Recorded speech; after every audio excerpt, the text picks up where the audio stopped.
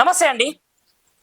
So ఏదైతే భాగ్యనగరంలో జరుగుతుందో, భాగ్యనగరంలో బంజారా హిల్స్ దగ్గర పెద్దమ్మ తల్లి గుడి వివాదం ఏదైతే ఉందో, మరి ఆ గుడి వివాదానికి సంబంధించి అదేవిధంగా ఇక్కడ ఉన్నటువంటి ధర్మ పరిరక్షకులు ఎవరైతే ఉన్నారో, భారతీయ జనతా పార్టీ నుంచే కానీ సనాతన ధర్మాన్ని నమ్మే వాళ్ళే కానీ ప్రతిరోజు ఆ గుడి దగ్గరికి వెళ్ళడం, ఆ గుడి యొక్క పర్యవేక్షణ ఏ విధంగా ఉందని చూడడం. ఈ రోజు మనం చూసుకుంటే అక్కడ పోలీసు బందోబస్తు ఎందుకుంది, వీళ్ళని గృహ నిర్బంధం ఎందుకు చేశారు అనే అంశాల మీదనైతే ఒకసారి మనం కరాటే కళ్యాణ్ గారితో మాట్లాడదాము. సో నమస్తే మేడం. జై శ్రీరామ్. జై శ్రీరామ్. మేడం, మరి ఏంటి తెలంగాణలో జరుగుతున్నటువంటి, అంటే కేవలము ఒక హిందూ దేవాలయం మీద జరుగుతున్నటువంటి ఈ చర్చ ఇంకా కొలిక్కి రావట్లేదు, ఎందుకు మరి? వాళ్ళకి హిందువులంటే భయం భక్తి లేదు. వేరే మతస్థులన్నా వేరే ధర్మం గురించి వేరే వాటి గురించి ఏదైతే వాళ్ళు పని చేస్తున్నారో వాళ్ళందరికీ సపోర్ట్ చేస్తారు. మనల్ని ఏ విధంగా అయినా సరే తుంగల తొక్కాలి, ఈ విషయాన్ని ఎలాగోలాగా సప్రెస్ చేసేయాలి అని ఆలోచిస్తున్నారు కాబట్టి ఒక కొలికి రావట్లేదు. అదే ఈ పాటికే 1 వీక్ దాకా చూస్తూ ఉన్నాం, 1 వీక్ నుంచి అడుగుతున్నాము, అడిగాము అన్ని రకాలుగా.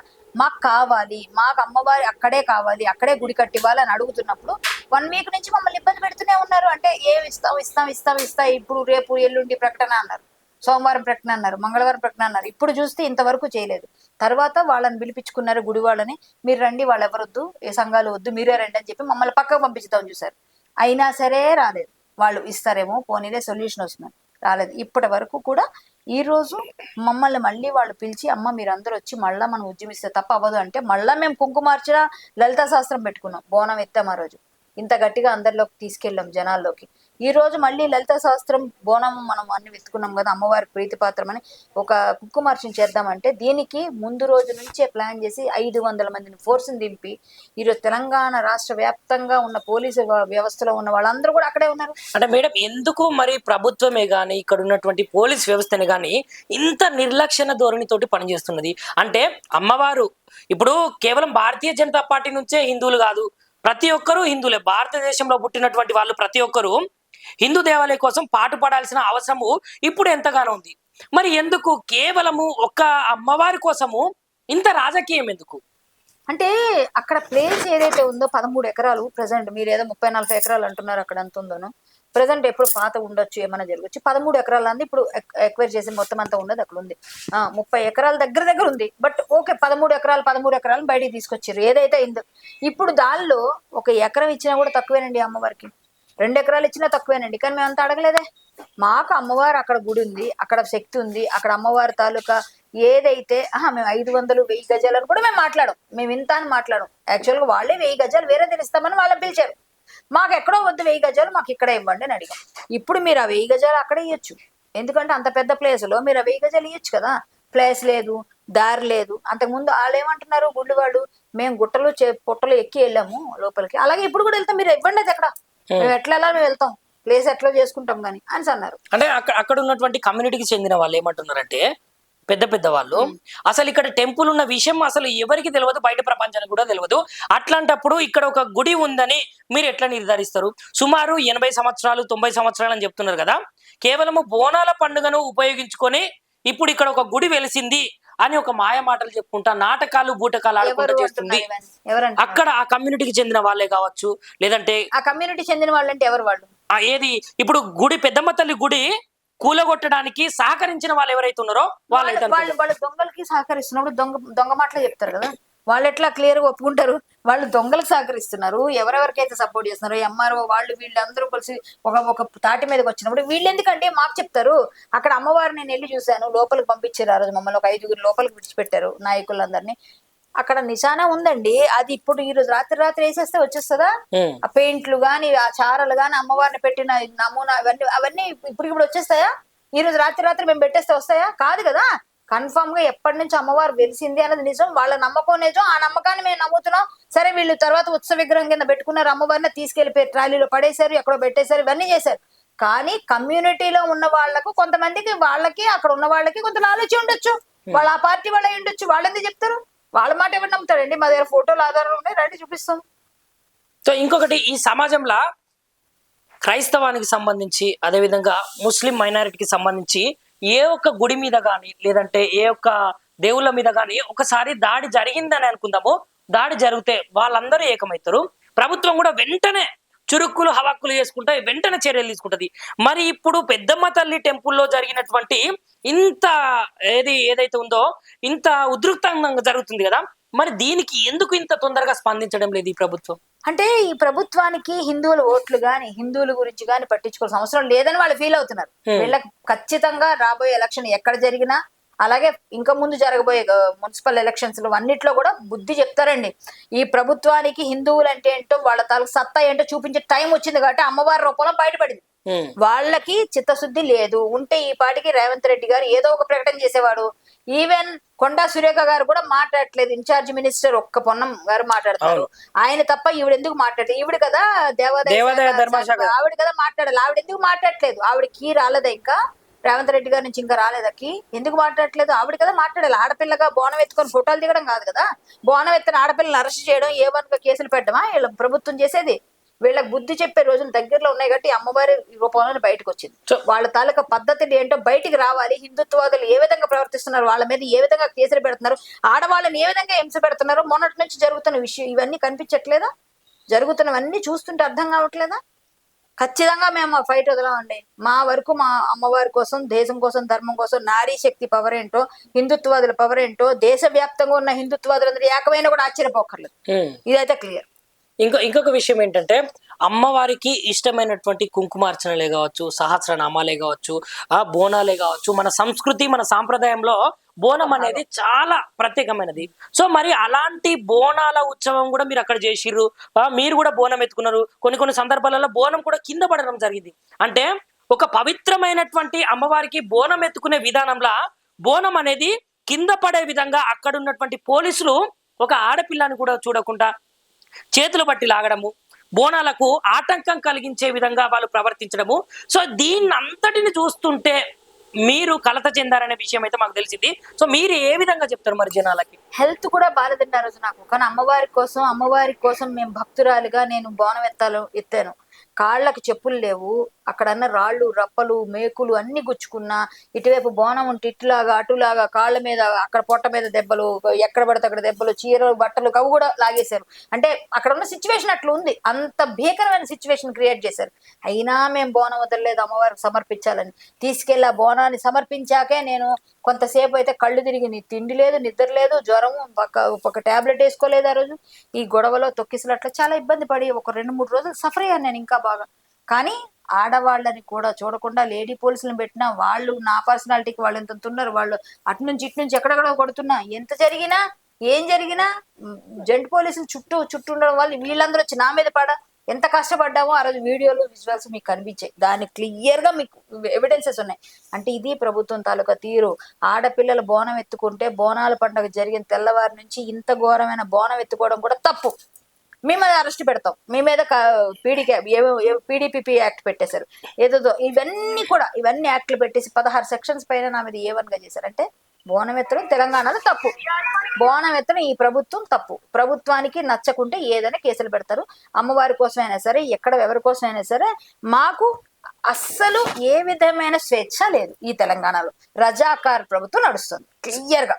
మీరైతే స్వేచ్ఛ లేదంటున్నారు, రజాకార్ ప్రభుత్వం అంటున్నారు. కావాలని చెప్పేసి ఇక్కడ ఉన్నటువంటి కాంగ్రెస్ గవర్నమెంట్ ఇదంతా చేస్తుందని మీరు అంటున్నారు. కాకపోతే వాళ్ళ సైడ్ నుంచి కేవలము భారతీయ జనతా పార్టీ ఇది ఒక రాజకీయ కుట్రపూరితంగా చేస్తుంది. భారతీయ జనతా పార్టీకి అసలు ఏం సంబంధము? భారతీయ జనతా పార్టీలో ఉన్నటువంటి నాయకులకే కానీ, ఇప్పుడు మీలాంటి నాయకులకే కానీ అసలు ఏం సంబంధము? హిందువులు అని ప్రతి ఒక్కరు అంటున్నారు కదా, మరి తెలంగాణలో ఉన్నటువంటి హిందువులందరూ హిందువులు కాదా? మరి వాళ్ళు చొరవ తీసుకొని చేయొచ్చు కదా. కేవలము భారతీయ జనతా పార్టీకి సంబంధించినటువంటి నాయకులే కావచ్చు, కార్యకర్తలే కావచ్చు, యువమోర్చాకు సంబంధించినవే కావచ్చు, మాజీ ఎంపీలే కావచ్చు, మాజీ ఎమ్మెల్యేలే కావచ్చు, ఎందుకు వీళ్ళు ఇంతగానం చేస్తున్నారు? కావాలనే బీజేపీ ప్రభుత్వము కాంగ్రెస్ ప్రభుత్వం పైన బురద జల్లేటువంటి కార్యక్రమం చేస్తుంది. ఈ జనాలకు ఒక మెసేజ్ ఇవ్వడానికా, లేదంటే జనాలను ఖరాబ్ చేయడానికి అనే విధానంలో మాట్లాడుతుంది. సరేనండి, మా ఎక్కడైనా ఏది జరిగినా కూడా ఏ పార్టీ నాయకులు వచ్చి హిందుత్వం ఏ గుళ్ళు గురించి కానీ ఏ నాయకులు వచ్చి ఎప్పుడు మాట్లాడారో మాకు చూపించండి. ఏ పార్టీ నాయకులు కూడా వచ్చి మాట్లాడరు. గుళ్ళు గోపురాలు హిందుత్వం అంటే ఒక్క బీజేపీ ప్రభుత్వమే మాట్లాడుతుంది. కాబట్టి బీజేపీ ప్రభుత్వం ఇక్కడ కూడా కొట్లాడుతుంది. కానీ బీజేపీ ప్రభుత్వం కొట్లాడుతున్నప్పుడు బీజేపీ వాళ్ళు అయినప్పుడు మేమందరం వస్తాం. నేను హిందూ సంఘ నాయకురాలి, బీజేపీ నాయకురాలి, అలాగే కుల సంఘ నాయకురాలి. నేను అన్నిట్లో ఉన్నాను. సో నేను అన్నిటికీ వెళ్తాను, అన్నిటికీ మాట్లాడతాను, అందరి కోసం నేను కొట్లాడతాను. కానీ బీజేపీ ప్రభుత్వం గాని పొలిటిసైజ్ చేస్తుంది అంటే మాత్రం దాన్ని నేను ఒప్పుకోను. ఎందుకంటే మేము పొలిటిసైజ్ చేయాలంటే అమ్మవార్లు గట్రా వాడుకోమండి. మేము చిత్తశుద్ధితో పనిచేస్తాం. అమ్మవారిని నిజంగా భక్తితో కొలుస్తాం. మేము పొలిటిసైజ్ చేయడానికి కోసం అమ్మవారిని వాడుకోం. అది మీ పని, కాంగ్రెస్ ప్రభుత్వం పని, లేదా బీఆర్ఎస్ పని, ఇంకొకళ్ళ పని, మాది కాదు. ఇంకోటి, ఓకే మేము పొలిటిసైజ్ చేస్తున్నాం అని అంటున్నారు కదా, మీరు కూడా చేసుకోండి పొలిటిసైజ్ పని. మీకు అంత నా మీద ఎందుకు బురదేస్తారు? మా ప్రభుత్వం మీద, మా బీజేపీ వాళ్ళ మీద, అందరి మీద వేస్తున్నారు కదా, మీ ప్రభుత్వం కూడా మీరు చేసుకోవచ్చు కదా. మాకు ఆ జాగా ఇచ్చేస్తే మేమే చెప్తాం. మీ దగ్గర ఉన్న కాంగ్రెస్ లో ఉన్న హిందుత్వాదులు అందరూ మిమ్మల్ని బాగా కోకలలుగా పొగుడుతారు. మేము కూడా మంచి పని చేశారు ప్రభుత్వం రేవంత్ రెడ్డి గారు అని మేము కూడా ఒక మాట అంటాం. మీకు ఓట్లు పడతాయి లేవో మా వైపు నుంచి పడకపోయినా మీ వాళ్ళవే మీకు పడతాయి కదా మంచిగా. ఇప్పుడు మీ వాళ్ళు కూడా మీకు వేయరు, ఖచ్చితంగా నేను చెప్తాను, రాసివ్వగలను. హిందుత్వవాదులు అందరూ కూడా ఆలోచిస్తారు. కాంగ్రెస్ లో ఉన్న హిందుత్వాదులు మీకోసం కూడా ఆలోచించేటట్టు మీరు చేస్తున్నారు. ఎందుకు మన అమ్మవారికి చేయలేదు, మన ప్రభుత్వం అయితే మాత్రం వేసామని చెప్తారు, వేరే వాళ్ళు కోటేస్తారు. మీ వాళ్ళే మీకు కొన్ని పొడిస్తారు, ఖచ్చితంగా చెప్పగలను. కాబట్టి మీరు కూడా పొలిటిసైజ్ చేసుకోండి. మరి మీకు అంత ఇది ఉంటే మా మీద ఎందుకు పడేడుస్తారు?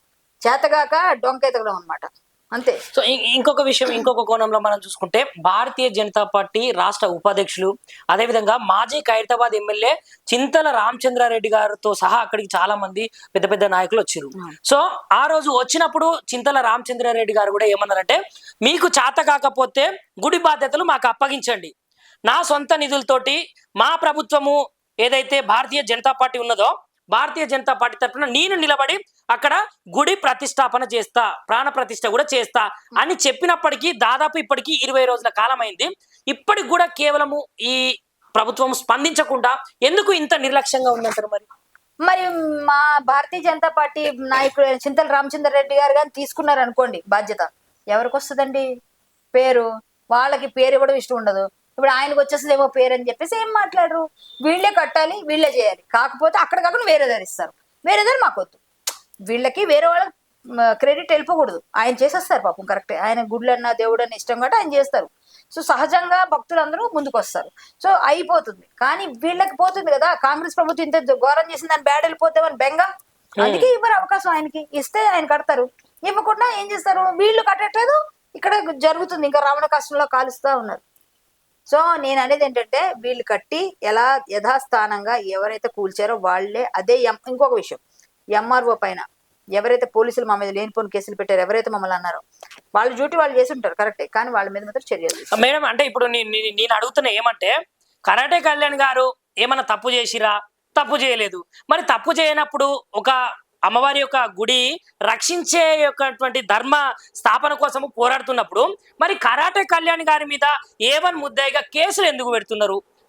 కేవలం కరాటే కళ్యాణ్ గారిని ఎందుకు పాయింట్ అవుట్ చేసుకుంటా ఇట్లా చేస్తుంది, అట్లా చేస్తుంది, ఫోన్లు ట్యాపింగ్లు చేయడం కానీ, మీరు పోయిన ప్రతి దగ్గర అడుగడుగున పోలీసు బందోబస్తులతోటి, అంటే ఎందుకు? మరి కళ్యాణ్ గారి మీద ఏమైనా కోపమా, కుట్రపూరితమైన రాజకీయం ఏమైనా చేయాలనా, లేదంటే ధర్మస్థాపన చేస్తుంది కాబట్టి ఏమైనా అడ్డుకోవాలి అనే ఒక ప్రయత్నమా? ఇది లాస్ట్ చెప్పారు కదా, ఇదే కరెక్ట్. ధర్మం కోసం పనిచేస్తాం కాబట్టి నా వాయిస్ గట్టిగా జనాల్లోకి వెళ్ళిపోద్ది కాబట్టి, ప్రభావితం అవుతున్నారు కాబట్టి జనం, నా వాయిస్ తోని ఆపేయాలి, ప్రశ్నించే గొంతుకుని ఆపాలనే ఉద్దేశంతో ఇప్పుడు ఏవన్ ముద్దాయం చేశారు. కేసులు పెట్టామని భయపెడుతూ చాలా యాక్టులు పెడితే మేము వెనక్కి తగ్గుతాం అనుకున్నారు. బట్ మేము అవన్నీ చెయ్యం. ఇంతే కాదండి, ఎప్పటి నుంచే నా మీద ఫోకస్ ఉంది. ఎందుకంటే మనం ప్రశ్నించే గొంతుక, గట్టిగా మాట్లాడే గొంతుక, ఈ గొంతుకు ఆపితే కొంతవరకు చాలా వరకు బయట ప్రభావితం తగ్గుతుంది. ప్రభావం తగ్గాలి అంటే వీళ్ళని ఆపాలి అనుకున్నారు. ఫస్ట్ అరెస్ట్ నన్నే చేశారు. రాత్రి వచ్చారు నా ఇంటికి 9 o'clock వచ్చారు. అందరూ తెల్లవారుజాము 4 గంటలకు వెళ్తే నా ఇంటికి రాత్రి 12 గంటలకి 2:30 వరకు సిఐ గారు ఉన్నారు ఇక్కడ. అంటే 9:30, 10కి ఇంటికి వచ్చారు. మా తమ్ముడి ఇంటికి వస్తే నేను మా ఇంట్లో కూడా లేను. ఇది మా ఇల్లు కాదు, మా తమ్ముడి ఇల్లు, మా అమ్మ ఇల్లు. ఇలాంటి ఇంట్లో ఇక్కడ నేను నిర్బంధించబడి ఇక్కడ ఉండిపోయాను. మా ఇంటికి వెళ్ళలేదు. అంటే మా అమ్మ వాళ్ళు కాబట్టి నాకు పర్వాలేదు, కానీ జనరల్ గా చెప్తున్నా, అంటే ఇక్కడ ప్రభుత్వానికి టార్గెటెడ్ గా ఉన్న వాళ్ళు ఎవరు లీడర్స్, ఎవరు గట్టిగా మాట్లాడగలరు వాళ్ళ మీద ఉంటుంది కదా. ఆ ఫోకస్ నా మీద పెట్టారు కాబట్టి సరే పోన్లేండి, వాళ్ళు గుర్తించారు కదండి మంచి లీడరు, గట్టి లీడర్ అని, అందుకే పెట్టారు. లీడర్స్ కి ఎప్పుడు కేసులు ఉంటాయి, లీడర్స్ కి ఎప్పుడు ఫైటింగ్ ఉంటుంది, అది కామన్. సో నేను ఆయన లీడర్ అని వాళ్ళు ఒప్పుకున్నారు, లీడర్ కాబట్టి పెట్టారు. పెట్టనివ్వండి, లీడర్ గా ఎదిగాం కాబట్టి వాళ్ళని నిర్బంధించారు, లేకపోతే వదిలేస్తారు కదా. సో మనం ఏంటంటే దాన్ని బట్టి అర్థం చేసుకొని మనం గట్టిగా ఫైట్ చేస్తున్నాము. మనం పోరాటం గట్టిగా ఉంది. మన పోరాటం చూసి 500 మంది పోలీసులు దింపుకున్నారు. మనం మొన్న చేసిన బోనం ఎత్తిన దాన్ని బట్టి అర్థమైంది. ఇంకా సింపుల్. అంతే. సో మేడం, ఇప్పుడు సనాతన ధర్మాన్ని నమ్మేటువంటి జనాలకే గాని, తెలంగాణ రాష్ట్రంలో ఉన్నటువంటి భక్తులకే గాని, మీ గొంతుకగా ఈ ప్రభుత్వానికి ఏం చెప్పదలుచుకున్నారు పెద్దమ్మ తల్లి గుడి విషయంలో? జై పెద్దమ్మ తల్లి అంటాను నేను. అమ్మవారి గుడి విషయంలో జయ హో పెద్దమ్మ తల్లి అని నినదించాము, అలాగే నినదిద్దాము. ప్రతి హిందుత్వవాది అవసరమైతే గుడి కోసం ముందుకు రావాల్సిన సమయం వస్తోంది అని అనుకుంటున్నా. ఈ ప్రభుత్వం చిత్తశుద్ధితో పని చేయకుండా ఇప్పటికీ కూడా అక్రమ అరెస్టులు, గృహ నిర్బంధాలు చేస్తూనే ఉన్నారు. మమ్మల్ని కేసులు పెడుతూనే ఉన్నారు, భయభ్రాంతులకు గురి చేస్తున్నా. మేము తగ్గట్లేదు. మమ్మల్ని ఏమి చేసినప్పటికీ మా పోరాటం ఆగదు. మాకు సపోర్ట్ గా ఉన్న మీరు ముందుండి వెనుకుండి నడిపిస్తున్న మీరందరూ కూడా తొందరగా సిద్ధంగా ఉండండి. ఒకవేళ ఈ ప్రభుత్వం దిగొచ్చి ఏ విధంగానైనా ఈ గుడికి ప్రదేశం ఇచ్చి కట్టిగాని మనకి ఇవ్వకపోతే తొందరలోనే మనందరూ ఇంకా అన్ని రాష్ట్రాల నుంచి కూడా హిందుత్వాదులు వచ్చి పెద్ద ఉద్యమం స్టార్ట్ అవుతుంది. అందులో మీరందరూ కూడా పాల్గొనండి. ఎందుకు రావట్లేదు అనేటట్టు కాదు, నీది నాది కాదు, మన అందరిది, మన అమ్మవారి కోసం మనం ఏకమై గళమై వినిపించాలని చెప్తూ మీ అందరూ సిద్ధంగా ఉండాలని కోరుకుంటున్నాను. ఈ ప్రభుత్వానికి మనం ఏంటి, మన యూనిటీ ఏంటని చూపించడానికి సిద్ధంగా ఉందాం. మీ రేవంత్ రెడ్డి గారు కూడా ఇంతవరకు తెచ్చుకోకుండా మీరు కూడా మాకు తొందరగా ఈ అమ్మవారి గుడికి సంబంధించి ఏదో ఒక ప్రకటన చేయాలని కోరుకుంటాను. ఒకవేళ గాని మీరు చెయ్యకపోతే మా కార్యాచరణ మేము చేసుకుంటామని తెలియజేసుకుంటూ జై శ్రీరామ్, జై పెద్దమ్మ తల్లి. లైక్ చేయండి, షేర్ చేయండి, సబ్స్క్రైబ్ చేయండి. మరిన్ని వీడియోల కోసం బెల్ సింబల్ పై క్లిక్ చేయండి.